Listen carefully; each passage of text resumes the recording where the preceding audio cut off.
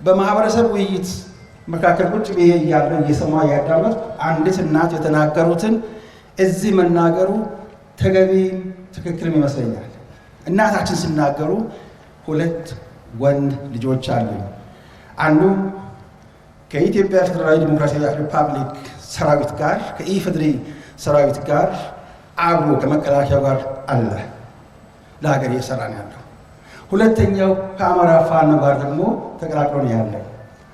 እኔ አንድ እናት ሁለት ልጆች፣ አንዱ ከመከላከያው አንዱ ደግሞ ሁለት እች እናት ወይም ይህ እናት ኢትዮጵያን የሚወክሉ ናቸው። በውስጣችን ያለው ግጭት የቤተሰብ ጸብ ነው የምንለው ለዚህ ነው። ለዚህ ፍቱን መድኃኒቱ ደግሞ በቤተሰብ ውስጥ ለተፈጠረው በተለይም በአማራው ክልል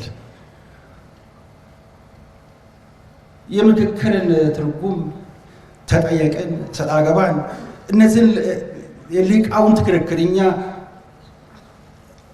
ሶክራቲክ ሜተድ የምንለውን በተለይም በተለያዩ ሎው ስኩልስ ህግ ትምህርት ቤቶች በመላው ዓለም የምናስተምራቸውን ትምህርቶች ምንጭ እዚህ ሆኖ ሳለ ታዲያ ሁሉ ጥበብ እዚሁ እየበቀለ ልክ ሌሎች የኢትዮጵያ ህብረተሰብ ክፍሎች የራሳቸው እንዳላቸው ሁሉ በዚህ ጭቅና ህዝብ ውስጥ እንዲህ አይነት በአንድ ቤተሰብ ውስጥ እንዲህ ሲፈጠር ዝም ይባል ይሆን እንዴ?